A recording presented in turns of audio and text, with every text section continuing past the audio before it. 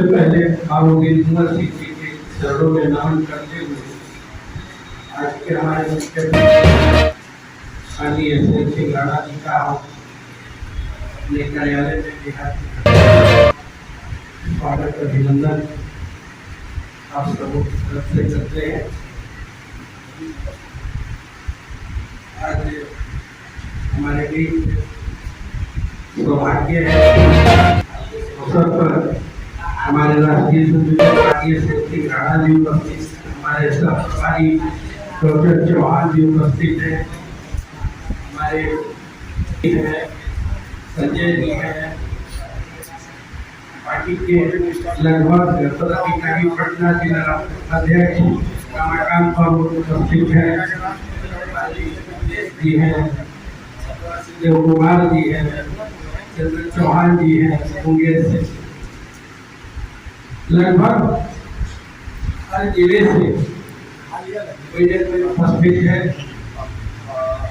आज जब मैंने ये फैसला किया कि विजयोत्सव मनाया जाए तो हर जिले में लोग कई जिलों में मना रहे हैं और प्रदेश में भी, तो ये चूंकि हम लोगों की पार्टी है राष्ट्रवादी जनलोक पार्टी, राष्ट्रवादी जनलोक पार्टी बिहार प्रदेश के लिए बाबूजी कुंवर सिंह से ज्यादा अहमियत रखने वाला योद्धा हमारी पार्टी के लिए कोई दूसरा नहीं है, क्योंकि बिहार के लिए अगर स्वतंत्रता संग्राम के योद्धाओं में गिना जाता है तो बिहार से बाबूजी कुंवर सिंह के बाद ही किसी का नंबर आता है।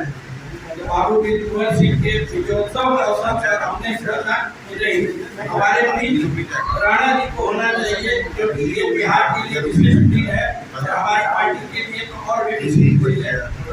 बाबूजी कुंवर सिंह के विजयोत्सव है तो हमने राणा जी से कहा कि आपको इस विजयोत्सव पर बिहार में रहना, इन्होंने कहा कि नहीं, हमारी पार्टी के लिए सबसे विशेष दिन है बिहार में,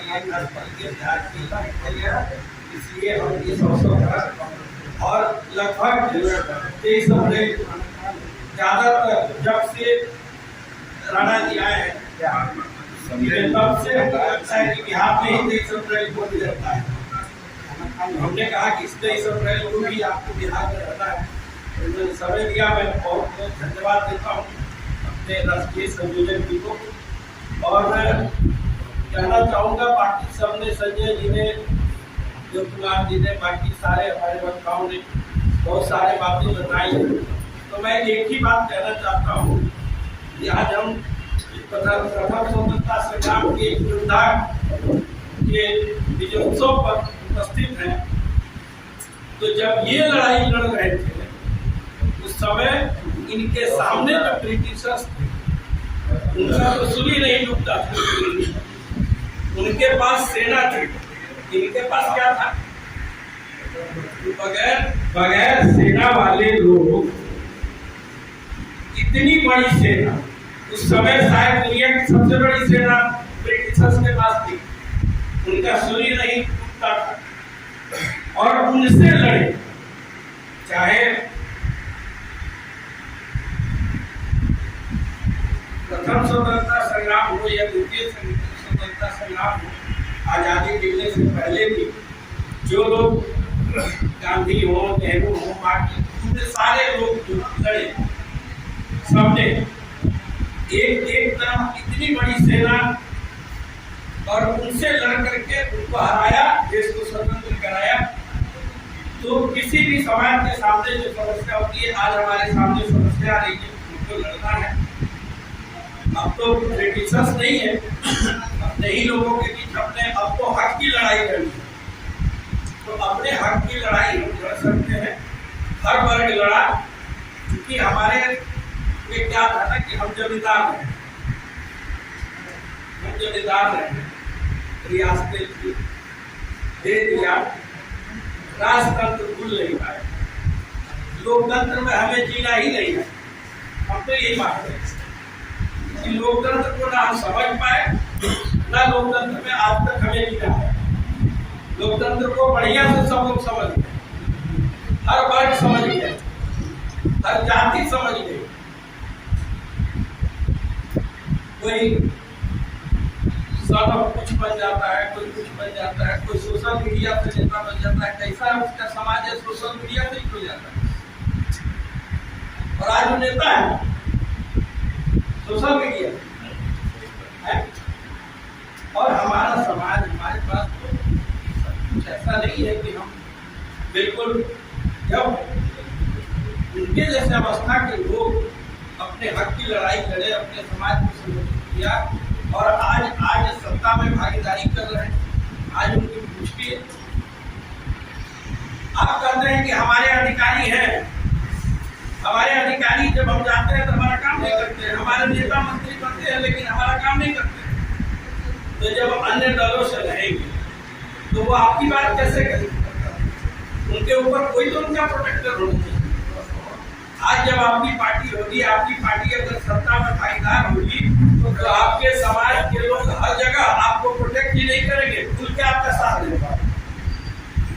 लेकिन जब तक उनका कोई प्रोटेक्टर नहीं मिलेगा तब तक उनसे कुछ कहना भी बेमानी है। इसलिए कि अगर उन पर पड़ेगा तो आप कैसे प्रोटेक्ट कर पाइएगा?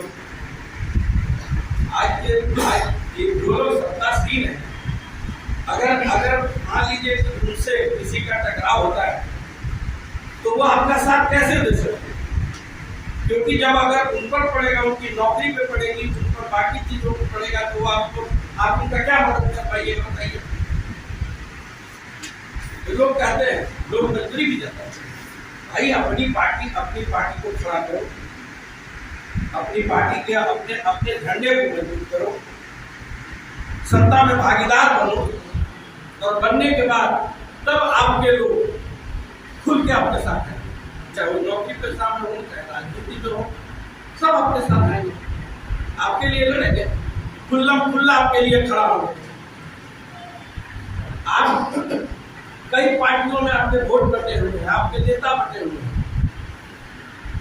असली टुकड़े बैग आप ही बटे और कहते हैं आपको चाहिए कि आपको कोई प्रोटेक्ट करे। कैसे करेगा? आपको नहीं कर सकता। सबसे पहले आप संगठित होइए, सबसे पहले आप सत्ता में भागीदारी करिए, तब अपने लोगों से शिकायत करिए कि हमारा ये अधिकारी, हमारा ये नेता हमारी मदद नहीं करे। तब वो भी खुल के मदद करेगा। जब तक आप नहीं करेंगे तब तक कोई नहीं करेगा। दूसरे का झंडा अगर कोई उठाएगा तो उसी की झंडा, जो उस झंडा बदार होता है, उसी का कोई मदद करेगा, आपका कोई मदद नहीं करेगा। और जब से आप शुरू कीजिएगा तब से आपको संगठित होने में कितना टाइम लगता है। हर लोग कोशिश करें कि हाँ 2-4 लोगों को रोज कन्विंस करने का प्रयास करेंगे, एक ही आदमी को कन्विंस करेंगे, कन्विंस तो करें। और आपके पास इस झंडे के सिवा कोई दूसरा झंडा है तो बता दीजिए। और राणा जी जैसा योद्धा आज के बावजूद कुछ कहिए, वाराणसी आप कहिए, ये हमारी खुशनसीबी है, हमारी पीढ़ी की खुशनसीबी है। कई पीढ़ियों के बाद कम से कम हम लोगों को मिल गया, कम से कम निर्विवाद रूप से। इनको अगर नहीं भी जाने तो इनको बताइए तो लोग जान जाएंगे, समझ।